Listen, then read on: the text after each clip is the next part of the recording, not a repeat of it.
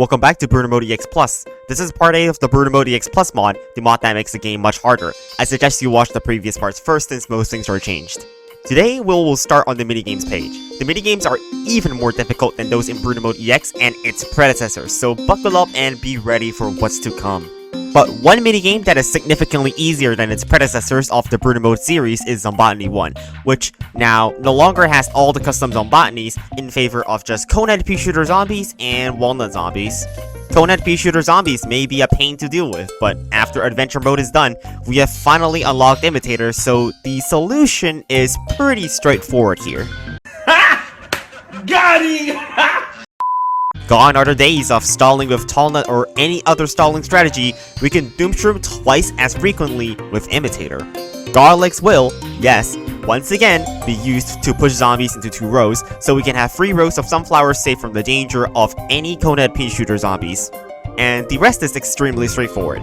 You just plant a Doomshroom for every wave, or a Cherry Bomb in the middle row, which also directly kills an entire wave. And not much else strategy is needed. That is Zombotany done with the most original strategy known to mankind in Bruno Mode EX Plus. In the next minigame, different can be said about its difficulty compared to before. Walnut Bowling is a much harder level compared to its previous versions of Bruno Mode, because you are no longer rewarded for bowling multiple zombies with a single walnut. I'm pretty sure that Walnut Bowling is actually Kaizo tier if played without cheating tools, because the density is twice of that in vanilla with the same amount of nuts. Without some kind of save scum to give you more Explodo nuts, maximizing walnut value is just not a thing you can do here with them moving at random speeds and flying all over the lawn. I haven't been able to beat it, and I don't intend on trying again. I'll let you guys try for yourself because I don't think there's a point in save scumming for Explodo nuts, which obviously makes this level beatable. I don't think anyone has actually ever beaten this level before without assisting tools, so I look forward to any legitimate playthroughs showcasing this level. Slot Machine is different in what plants you get from the slots. We now get tall nuts, free peters, cherry bombs, blowers, sunflowers, or bonus sun from the Slot Machine. Aside from that, there are no other changes to the level, and it's fair we get free Peter instead of pea shooters given that the spawn rate is 4 times higher than in vanilla. What's the strategy for this level? Well, it's called Slot Machine for a very good reason, because the level is just praying to RNG Jesus that you get enough sun before too many zombies come. If you're unlucky like me, you'll be about 100 sun off of the level's goal of 2000 sun when you die to a buckethead letterhead zombie. The level is quite literally a casino. You either get lucky or you don't. If 2 pumpkin zombies spawn together, it will be completely impossible to kill them without a cherry bomb from the Slot Machine. The horde of bucketheads will be impossible to kill, and they will simply rip through your free peters as you can kiss goodbye to your futile attempt. And plus, there's not even any real strategy involved in this. What else are you supposed to do other than just put free peters in the free middle rows, tall nuts to block, and plant sunflowers? And when I say the level is just a casino, just look at this. I was at 1500 sun here. I rolled 3 in a row of bonus sun in the slots, and wow, I beat the level by instantly getting 500 bonus sun. With that bad level design out of the way, it's time for some more bad level design. Its rating seeds is back, and once again, we have these zombies. You have absolutely no control over what plants you get during the level due to how the level was inherently designed, and you can't possibly survive the level if you get too many trash plants. What do I mean? Well, zombies like newspaper zombies are literally impossible to defend using a free Peter since we always use balls to block them. Well, that's just a lawnmower, I suppose. Oh, but wait, in comes a football zombie, and it's impossible for us to protect our plants because we don't have a readily available instant kill. So yes, the entire level is an RNG fest without even first taking into account of how the different variants of each zombie often lead to your demise. So yes, I tried the level again, and very luckily, I actually got 3 tall nuts and a pumpkin to block off the newspaper zombies and football zombies in the ground. Hey look, it's a bungee zombie targeting a lily pad. Surely nothing will go wrong. That's what I mean when I'm talking about the RNG fest of the different variants. There was no way to prevent that from happening because the plants we get are completely random. If you like bungee zombies, here I present to you another pair of bungee zombies sent only a few waves after the incident of the Jack-in-the-Box bungee zombie. It was at this moment that he knew.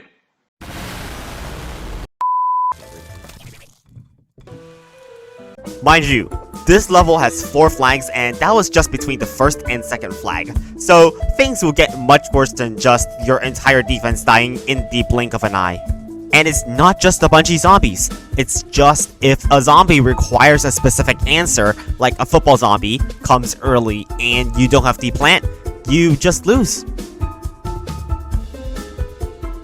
Plus, it's just so impossible to actually get a good defense against every zombie early on because you only have so many options, you end up just losing all your lawnmowers early. In addition, it's fog, so you never know what's under the fog that may instantly kill you because of some other thing you did. So, take a look at what happened here.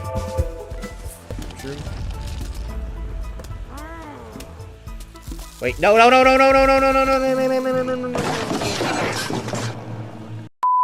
I'm pretty sure this is enough to convince you that this level is simply impossible because of how hard it is to deal with these zombies without the specific counters to them. So, what's the best solution to this level? I'll come back to it in the future, and I will simply skip over it right now. But Guild is basically identical to in Vanilla, but with 4 times many zombies. So, you need to beat this 4 times quicker than in Vanilla before you get overrun very quickly. This level is actually super easy. So easy, in fact, I gave myself a challenge to not upgrade plants to beat it, but you really should upgrade to Tall Nut to block off the newspaper zombies. The newspaper zombies here are absolutely brutal if you don't get Tall Nuts because they rip through your plants extremely quickly. I managed to get 75 matches in 2 minutes and 50 seconds, just right after my last plant on the 5th row got eaten and a newspaper zombie was about to enter. In PvZ Goal, it's the next level, and in this minigame, we also get some better plants than in Vanilla. I'll gladly take the Repeater as an upgrade from Pea Shooters and Kernel Pulse. With Repeaters, you actually defend against Bucketheads extremely well compared to in Vanilla because of their massive buff to now sometimes shoot peas diagonally, piling extra damage. We also have Jalapeno instead of Squash, which makes sense to have since Squash gets frozen by Zombonis that are in this level. Hello there. And, yeah, we have Doomshroom in the conveyor belt this level for whatever reason it may be. But I'll gladly take the free ticket to escape hell and get a free win. Originally in Brutal Mode EX, target zombies were a nightmare to deal with because you could only defend using moving pea shooters. Doomshroom happens to be a get out of jail free card. You can basically just Ice Shroom or Doomshroom every other wave, making it basically impossible for the zombies to break through our group of repeaters. An added benefit is that Ice Shroom can also actually freeze Zombonis, so you don't even need to scum for Jalapeno in case multiple zombies start stacking in a row. Very easily, we beat PvZ Goal on our first attempt with no lawnmowers lost and with symmetry.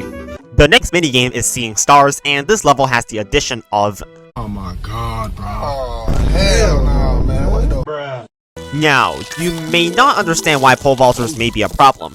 Well, they make a gravestone in the spot of the plant they vault over. Not only that, but if it makes a gravestone in the spot of a starfruit seed, we cannot plant Gravebuster since the only plant that can be planted on a starfruit seed are starfruits and not Gravebusters. So, we have to find a way to prevent pole vaulters from jumping over starfruits because that would lead to an immediate loss, as we can't plant a starfruit in that tile for the rest of the game. The first thought I had was, duh, of course, Tall Nuts will block off the pole vaulters. Everyone knows that. We've been doing that for a while now. Well, sure, that blocks off all the zombies from reaching our Tall Nuts, but the other notable zombie this level is the Buckethead Gatling Pea zombie. Once they start coming in after the first flag, you can't actually afford to plant starfruit anymore because you're spending all your sun replanting Tall Nuts to protect the already planted starfruits. Well, it shouldn't be too bad, right? I mean, we're still making some progress.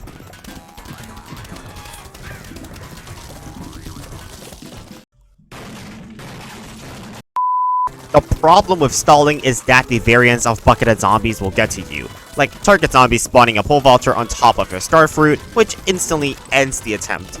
That's not even the only problematic zombie that can be spawned from a target zombie this level. A target zombie can also spawn a catapult zombie, which is absolutely devastating. And it all falls apart once you start to lose your star fruits, having to spend more on instant kills and not on tall nuts. You get creamed by them bucketed Gatling P zombies. I mean, surely, if bucketed Gatling P zombies were a problem, why not just use Magna Shroom? That would make them super easy to kill.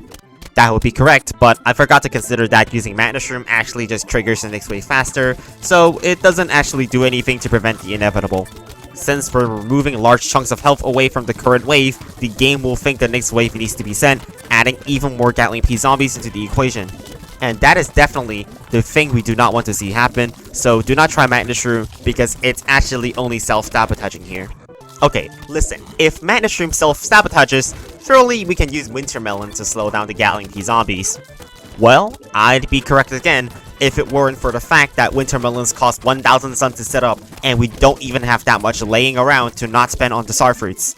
I ended up with just a single Wintermelon slowing down half the zombies, and the other half was constantly in need for me to plant instant kills. So I never got my second Wintermelon.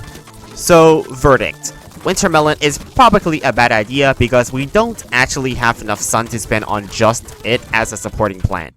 At this rate, I'm running out of ideas. Now, what about using Twin Sunflower and Imitator Sunflower to make a crap ton of sun to help us in spamming Starfruit? Well, the same problem still exists. If we aren't getting enough defense down early, our extra sun later on basically just goes to instant kills or tall nuts on Gatling P zombies. The extra sun we get is basically useless because our defense is so fragile without us constantly doing more short-term investing. And yeah, this is a pretty ridiculous level, which took me about 40 tries to beat, and it was a painful process of figuring out which strategy was correct to win on this level. I eventually settled on the speedrun strategy, which the goal was to simply plant as many starfruits as fast as possible with Imitator Starfruit, but this would require lots of optimization to be a viable strategy. This is the complete opposite of the strategy used in Brutal Mode EX, where it was to play for the long run. Contrary to previous runs, I started using Puff Shroom as a free way to get pole vaulters to jump to reduce the reliance I had on tall nuts this level. Unfortunately, this is just not fast enough to get enough starfruits, because once the first light comes and I have no walls to block Gatling P zombies, it's game over in 10 seconds. By my 14th attempt on this level, I formulated a new speedrun strategy that involved Imitator Starfruit, as well as Walnut and Puff Shroom and several instant kill plants. My plan was to focus on just the starfruits in the free middle rows and focus on protecting them against pole vaulters by making them jump using a Puff Shroom immediately. When a bucketed zombie comes in those free rows, I will stall it out using a walnut or kill it with a potato mine or squash to stop it from getting further. This strategy seemed pretty legitimate, as I was only 4 starfruits away from winning in this attempt, meaning I had to be 15 seconds faster than I already was in planting starfruits. Then came the optimization part to make the speedrun of this level possible. Firstly, I needed the first wave to be a singular buckethead, so I won't need to spend tremendous sun to defend 4 basics. Then, I had to make sure that a basic zombie did not come in the middle row so I could safely plant a starfruit there without it getting eaten. A letterhead is fine because that triggers a lawnmower, which actually protects our starfruits in the middle. After that comes the adaptive part of beating the level, as I need to plant enough starfruits as quick as I can go, using instant kills and puff shrooms to stall out the incoming threats. I made sure to use a walnut to stall out a single zombie before the first flag to buy time to plant more starfruits, and it looks like that was going to be the run. I was only 2 starfruits away from beating the level this time, so we made an improvement, but it's still not quite optimized enough to beat this level. Then comes the tedious part of beating this level, the resetting process. Every time the first wave is not just a singular regular buckethead, I have to restart. This is super important to get enough sunflowers early on to properly get some production and speedrun all the starfruits. I'll cut out the remaining basic zombie starts, but just as a reference, for every buckethead zombie starts that comes in wave 1, there's about 4 attempts that basics came and forced a reset. In this run, I managed to get a pretty decent amount of starfruits, but I didn't manage to kill the pole vaulter on the 5th row, which ended up killing me directly as a mower was triggered earlier in the level by an early letterhead. I tried again, and was just still not successful, as the strategy is just not well optimized enough for us to have enough sun to actually afford enough starfruits for the speedrun. I was so upset that I was only 2 starfruits away from winning again, and just a bit more sun would have pushed us over the edge. After countless amounts of attempts and about 2 hours of testing, I finally found the most optimal way to speedrun seeing stars and beat it before the first light comes. The optimization made here is the inclusion of Twin Sunflower. As soon as I had enough to plant it in the early game, I planted one of them. Then, I plant the second twin sunflower before I started spamming my star fruits, and also this time, instead of cherry bomb or jalapeno to outright kill the bucketheads, blowover is more optimal. Blowover gives us more time. Instead of killing the zombies, we let the zombies get killed by the star fruit, which gives us a bit more time between the waves. And those optimizations are just what we needed to finally beat this level, essentially optimizing a build order to beat a Plants vs Zombies level. As for Zombiquarium, gladly so, the modder decided not to make Zombiquarium a difficult minigame and gave us a free pass this level, as it is just left completely unchanged. So I'm just going to skip to the next level, which is Welcome Back to Beguiled, now with a twist. Okay, that was horrible.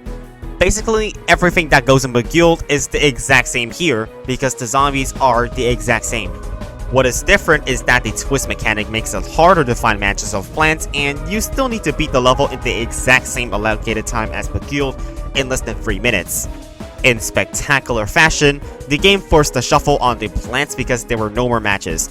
Meanwhile, a starfruit actually broke the newspaper zombies newspaper. Well, RNG couldn't spare us there by giving us a talnut to block the newspaper zombie, so pretty unfortunately, I had to try this level again, but just watch how stupid I am right here.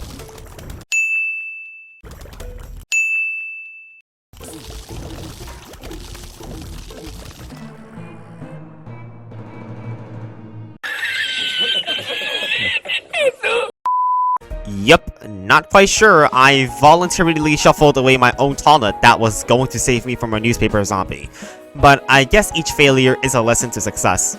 To beat Beguiled Twist, you really need to speedrun it by spam clicking twist on basically every tile you can, and it honestly is just the easiest strategy to do and saves a lot of hassle. Make sure to not shuffle away your own talnut like me, and speedrunning the level should do the trick to get the level over as soon as possible to prevent any kind of potential sabotage. Pretty straightforward, and that's Beguiled Twist completed. Moving on. Big Trouble Little Zombie is equivalent to the one that we saw in Adventure Mode, but with an extra flag added to it, so it's one of, if not the easiest minigames. The strategy is plant more pea shooters on the ground lanes compared to the other water lanes, as those lanes have football zombies, which have double the health compared to vanilla. Save your cherry bombs for the water lanes because they are lily pad snorkel zombies, and our cherry bombs are the only way to kill them. Otherwise, pea shooter's damage and walnut's blockade is good enough to beat the level pretty easily. That's it for the first part of the minigames of Bruno Mode EX+.